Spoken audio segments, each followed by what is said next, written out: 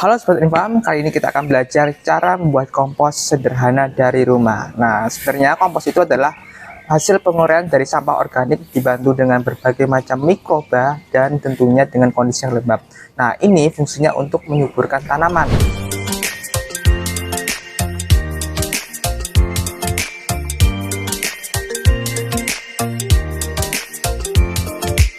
Nah, ini adalah pupuk kompos yang sudah jadi. Jadi bagi kita yang suka berkebun, pupuk kompos itu wajib banget kita punya di kebun. Nah, walaupun sebenarnya pupuk kompos itu bisa kita beli di toko pertanian, tapi alangkah lebih baiknya kita bisa membuat sendiri di rumah.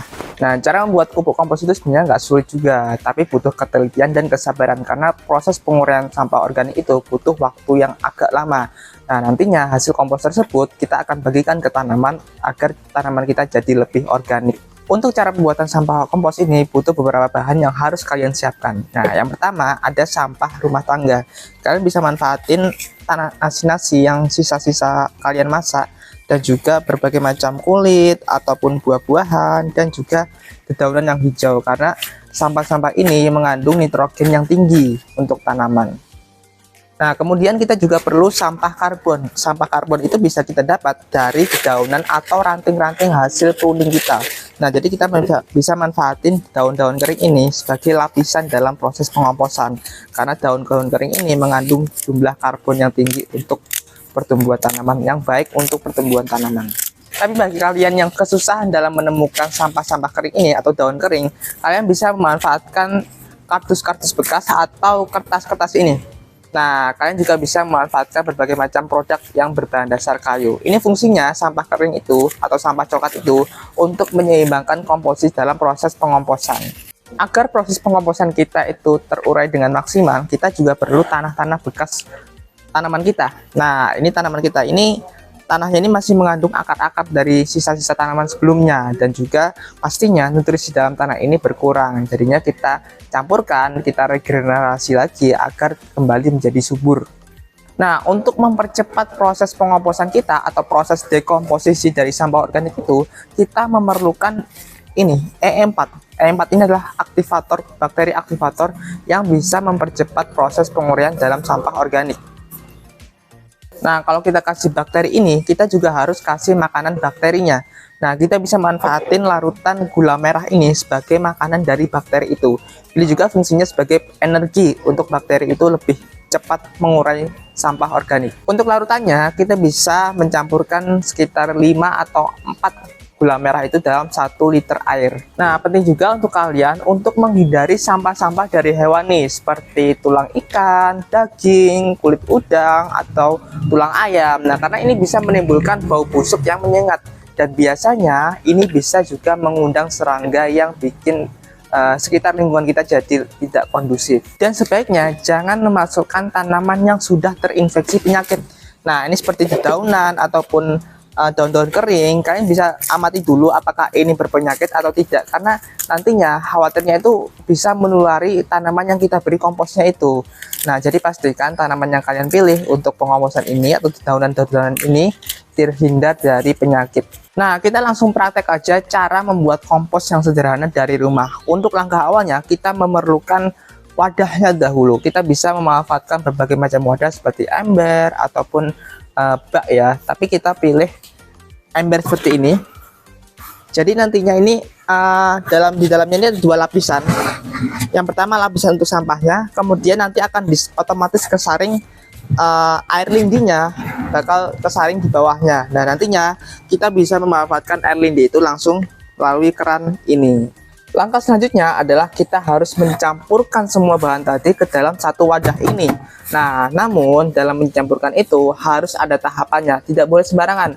Ada layer-layer yang harus kalian laksanakan. Nah, untuk lapisan pertama, kita bisa memanfaatkan daun-daun kering ini untuk lapisan paling dasar. Nah, kita bisa masukkan daun kering dulu.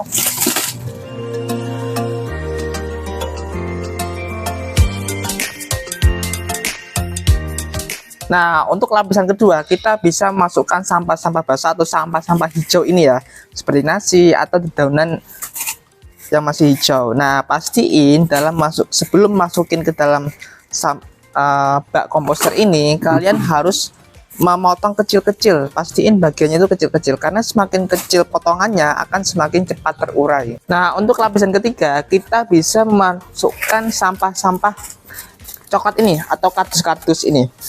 Kita bisa masukkan, kita potong kecil-kecil dulu ya. Dan juga kertas-kertas ini.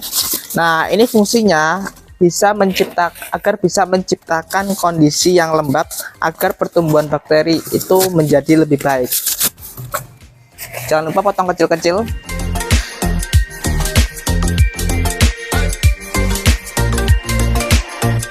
Kita bisa masukkan tanah ini pada lapisan yang paling atas. Nah, tanah itu sudah mengandung mikroorganisme, jadi bisa mempercepat proses penguraian.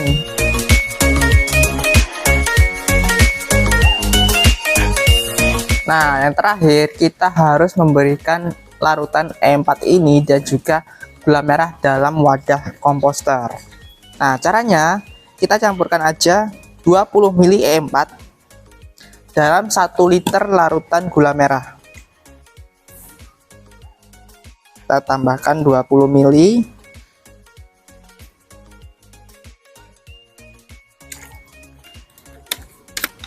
Nah, kalau udah tinggal siram ke komposternya.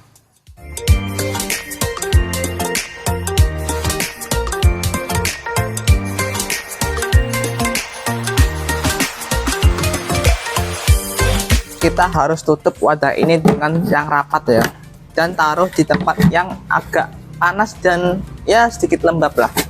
Nah, mungkin sesekali tiap minggu sekali mungkin bisa kalian aduk lagi biar proses pengomposannya itu merata hasilnya.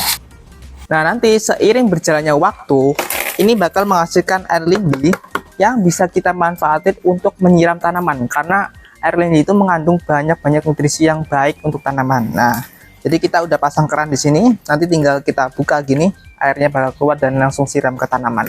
Untuk tips mempercepat proses pengomposan, ini ada beberapa tips. Yang pertama, itu kalau kalian masukkan sampahnya ke dalam wadah ini, pastiin masukinnya itu secara langsung. Jangan bertahap, hari ini dimasukkan, besok lagi dimasukkan, karena ini bisa membedakan atau hasil pembusukannya itu bisa jadi beda.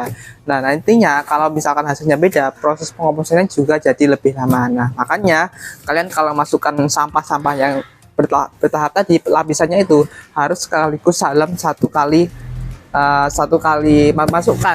Nah, ini fungsinya untuk mempercepat proses pengomposan. Tips yang kedua adalah semakin kecil bahan yang kita masukkan tadi akan semakin cepat terurai. Nah, untuk tips yang ketiga, kalian harus menjaga kondisi komposter ini tetap hangat, karena bakteri pengurai itu suka dalam suhu yang hangat. Nah, makanya kita beri kardus-kardus tadi di dalam agar menjaga kondisi yang hangat, dan juga kita beri tutupnya ini. Kemudian tips yang keempat, kalian bisa aduk kompos ini secara berkala. Biasanya kita bisa aduk dalam 1 minggu sekali. Nah, nantinya proses pembusukannya itu juga jadi lebih merata. Nah, tips yang terakhir, tips yang kelima adalah jangan lupa cek komposisi komposnya ini. Nah, kalau terlihat lebih basah atau terlihat basah banget, bisa kalian tambahkan sampah karbon atau sampah coklat, daun kering ataupun kardus. Nah, tapi kalau terlihat kering, nah sebaliknya bisa kalian tambahkan sampah-sampah hijau atau dedaunan. Ini banyak banget yang ditanyain, berapa lama sih waktu pengomposan itu bisa jadi dan bisa digunakan untuk tanaman. Nah, biasanya setiap komposter itu antara komposter satu dengan komposter lainnya itu berbeda proses lamanya ya, proses penguraiannya. Nah, ini bisa disebabkan dari bahan-bahan yang digunakan. Kalau bahan-bahannya itu mudah terurai ya prosesnya itu cepat, tapi kalau bahan-bahannya itu mengandung serat yang banyak atau sulit terurai ya prosesnya juga lambat. Dan ini juga tergantung dari faktor kelembapan dan juga keseimbangan antara daun sampah hijau atau sampah-sampah coklat tadi. Nah, biasanya pengomposan itu butuh waktu sekitar ya bisa 1 bulan, 3 bulan, bahkan ada yang 6 bulan. Nah, ini tadi kita sudah belajar cara membuat kompos yang sederhana di rumah. Nah, semoga dengan video ini kita bisa memanfaatkan sampah-sampah di rumah menjadi hal yang lebih berguna lagi. Jangan lupa tonton terus video kami dan terus support kami agar bisa memberikan edukasi yang lebih banyak. Terima kasih dan sampai jumpa.